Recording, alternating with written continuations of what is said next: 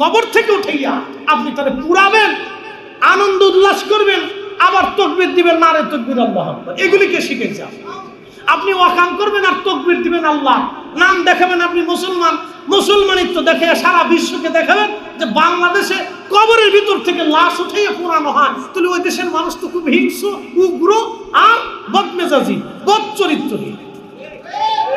সারা পৃথিবীতে একটা ভুল মেসেজ সারা ওয়ার্ল্ডে চলে গেল। মানুষের ভিতরেও গুণ আছে, বেগুন আছে। বিড়াল, পশু পাখির ভিতরে গুণ আছে, বেগুন আছে। মানুষের ভিতরে গুণ আছে, বেগুন আছে। বাঘের স্বভাব মানুষের ভিতরে আছে। দেখবেন কোন মানুষের হিংস্রতা আসে, এত হিংস্রতা আস্তে আস্তে মানুষ পিটিতে মানুষ মেরে ফেলে দেয়। এত হিংস্রতা কবরের ভিতর থেকে লাশ উঠে পুরানোর দরকার আছে। একটা মানুষ দুনিয়া থেকে ভুল করছিল, আপনি দুনিয়াতে তাকে শাস্তি দেন, কবরে চলে যাওয়ার পরে তার শাস্তি আল্লাহর হাতে। কথা কন না, ঠিক কিনা? কার হাতে? আল্লাহর হাতে। আমি জানি, যতটুকু শুনেছি, সে নিজেকে মাহাদি দাবি করছে, ইমাম মাহাদি দাবি করছে। সত্য না মিথ্যা আমি বলতে পারবো না। যদি সত্য হয়ে থাকে তাহলে আল্লাহর উপর তার ফায়সালা। কারণ কোরআন ও সুন্নাহের বিধান অনুযায়ী যদি সে সত্য নিজেকে মাহাদি হিসেবে দাবি করে থাকে, তাহলে সে আর মুসলমানের কাতারে নাই, সে বেঈমানের কাতারে চলে গেছে। আর যদি মাহাদি দাবি করে না থাকে, সেটা তো আল্লাহর দরবারে তার হিসাব আমরা দিয়ে দিলাম। কিন্তু কবর থেকে উঠাইয়া তো দুনিয়াতে আইনা আগুন দিয়ে পুড়াইয়া এই হিংস্রতা, নৃশংসতা আমাদের দেখানোর তো কোনো প্রয়োজন নেই। এটা কি ধরনের ইসলাম আমি বুঝলাম না। এটা কে শেখায়, কারা শিখে গেলে আমি বুঝি। আপনি অন্য কোথাও নিয়ে যান, তাকে অন্য কোথাও আপনি পানির ভিতরে, মাটির ভিতরে দাফন করে দেন, অসুবিধা। কিন্তু কবর থেকে উঠাইয়া আপনি তাহলে পুরাবেন, আনন্দ উল্লাস করবেন, আবার তাকবীর দিবেন, নারে তাকবীর আল্লাহু আকবার। এগুলিকে শিখেছে আপনি ওয়াকাম করবেন আর তাকবীর দিবেন আল্লাহ, নাম দেখাবেন আপনি মুসলমান, মুসলমানিত্ব দেখে সারা বিশ্বকে দেখাবেন যে বাংলাদেশে কবরের ভিতর থেকে লাশ উঠাইয়া পুরানো হয়। তাহলে ওই দেশের মানুষ তো খুব হিংস্র, উগ্র আর বদমেজাজি, বদচরিত্রহী। সারা পৃথিবীতে একটা ভুল মেসেজ সারা ওয়ার্ল্ডে চলে গেল। এটা আগামী 10 বছরের জন্য আমাদের জন্য ক্ষতি আসবে, ভালো কিছু আসবে না। কি কথা কন না কেন? কি আসবে? ক্ষতি আসবে, ভালো কিছু আশা করা যায় না তো, অনেক ক্ষতি আসবে। এগুলি কে শিখেছে? আমার দিকে তাকান তো, ফেরাউনের চাইতে বড় কাফের কেউ আছে না? একসাথে বলেন, জোরে বলেন। ফেরাউনের চাইতে বড় কাফের কেউ আছে? ফেরাউনের লাশ কি পচছে? ফেরাউনের লাশ অক্ষত রাখছে কে? কেন রাখছে? হ্যাঁ, জোরে জোরে বলেন। ফেরাউনের লাশ পাওয়া গেছে, যখন পাওয়া গেছে তখন কি বড় বড় আলেমরা দুনিয়াতে ছিল না? বড় বড় ইমামরা ছিল না? মুহাদ্দিসরা ছিল না? তখন মুসলিম খেলাফত ছিল না? মুসলমান আমিররা ছিল না? ওর লাশ তো পুরাইলো না, ওর লাশ তো পুরাইলো না। আবু জাহেলের কবর থেকে উঠাইয়া তার হাড্ডি গুড্ডি তো কেউ পুরাইলো না।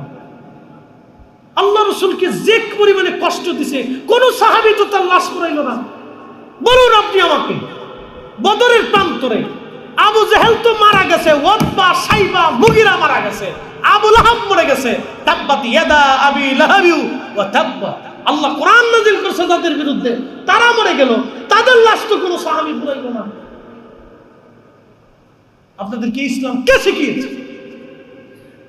সে কাফের হোক না খ্রিস্টান হোক না বৌদ্ধ হোক না হিন্দু হোক না অন্য হোক, না হয় নাস্তিক হয়ে গেছে, আর না হয় সে ধর্ম কি বলে, সে স্বঘোষিত কাফের হয়ে গেছে। মুসলমান ছিল, সে স্বঘোষিত কাফের হয়েছে, নিজেকে আল্লাহ দাবি করছে, অথবা ভগবান দাবি করছে, অথবা এই মাহাদি দাবি করছে, এগুলি দাবি করছে। তার জন্য তো কবর থেকে উঠাইয়া লাশ করাইয়া আনন্দিত হইয়া বিশ্বকে দেখানোর কিছু নাই। এতে দেখানোর কারণে আমাদের দেশের ভাবমূর্তি দিন দিন নষ্ট হবে। আগামী 10 বছর জন্য এই আমাদের দেশের জন্য এগুলি অনেক বড় ক্ষতি। কথা কন না কেন? অনেক বড় ক্ষতি। ইসলাম এগুলি শিখিয়েছে না।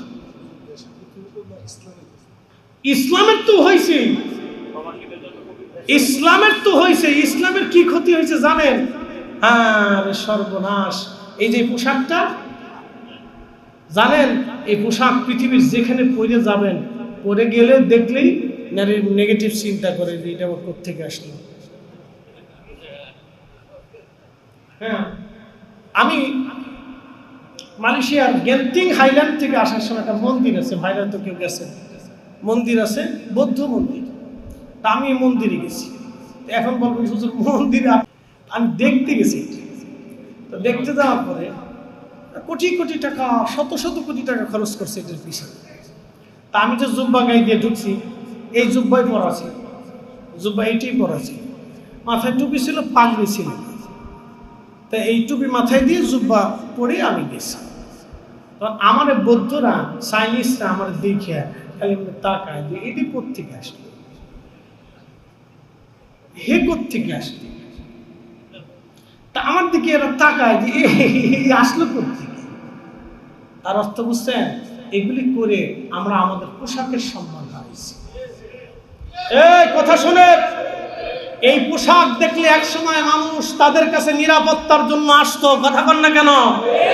সারা পৃথিবীতে এই পোশাকের এত দাম ছিল, অন্য ধর্মের মানুষ এই পোশাক দেখলে নিরাপত্তার জন্য আসতো, যে পৃথিবীর কোথাও নিরাপত্তা না পাইলে ওই পোশাকওয়ালার কাছে আমি নিরাপত্তা পাবো। হ্যাঁ, হাজার কথার এক কথা আপনাদেরকে বুঝেছি, আমাদের যে কি পরিমাণে ক্ষতি আমরা করতেছি এটার কোনো হিসাব নাই। আপনি উন্নত বিশ্বগুলিতে যান, তো যান, আপনি ইটালিতে যান, স্পেনে যান, ফ্রান্সে যান, ইউরোপে যান, অস্ট্রেলিয়া যান, আমেরিকাতে যান, যান, আপনি একটা অপরাধ করার সাথে সাথে আপনাকে ধরে নিয়ে চলে যাবে, ধরে নিয়ে চলে যাবে। যিনি বিচারক, সে খাওয়ার আগে মদ খায়, খাওয়ার পরে মদ খায়, কিন্তু বিচার করার সময় অন্যায় বিচার করে। যে পুলিশ অফিসার, খাওয়ার আগে মদ খায়, খাওয়ার পরে মদ খায়, খাবারের ভিতরে মদ খায়। আর আমরা কালমা পণ্যওয়ালা জাতি, কালেমা পণ্যওয়ালা জাতি, রসুলের সুন্নত মেনেওয়ালা জাতি, রসুলের আদর্শ মাননেওয়ালা জাতি। আমাদেরকে দেখলে অন্য জাতিরা থরথর করে ভয় পায়। আমরা বুঝাইতে চাই আমরা ইসলাম প্রতিষ্ঠিত করছি। কে শিখাইছে আপনাকে? আবু জাহেলের লাশ পোড়াইলো না, উতবার লাশ পোড়াইলো না, মুগিরের লাশ পোড়াইলো না, কোনো কাফেরের লাশ পোড়াইলো না। সাহাবীরা এত খুব নবীকে মারছে, দন্ত শহীদ করেছে, তায়েফের ময়দানে রক্ত জড়াইতে জড়াইতে আল্লাহর নবীকে অস্থির করে ফেলছে। তাদের লাশ কাবুল সাহাবীরা পোড়াইলো না, আর একটা সাধারণ পাগলের লাশ আপনার পোড়াইতে হবে, কারণটা কি? এগুলি ইসলাম শিখানো না, এগুলি এক ধরনের উগ্রতা আর ভুল মেসেজ। কথা বলেন ঠিক কিনা? এগুলো ভুল মেসেজ। আল্লাহ এই ভুল মেসেজ থেকে আমাদেরকে বের করে নিয়ে আসেন, বলে না আমিন। সে অপরাধী, অনেক বড় অপরাধ করছে। শরীয়তের দৃষ্টিতে সে কি? অপরাধী। জোরে বলে, শরীয়তের দৃষ্টিতে সে কি? অপরাধী। আবু জাহেলের চাইতে তো বড় অপরাধ করে মুগিরা, উতবা, আবু লাহাব, ফেরাউনের চাইতে বড় অপরাধ করে। বুঝতে হয় ভাই। তা আল্লাহ আমাদেরকে বুঝার তৌফিক দান করুন, বলেন আমিন। আমরা আল্লাহ রাসূলের সঠিক ইসলাম চাই। কথা বলেন ঠিক কিনা? যে ইসলাম আউলিয়া ইকরাম, উলামা ইকরাম দিয়ে গেছেন, সেই ইসলামের সুশীতল ছায়ার নিচে আল্লাহ যেন আমরা কবুল করেন। সকলে বলেন আমিন। আল্লাহ রাসূলের আদর্শকে নিজেদের জীবনে বাস্তবায়ন করব।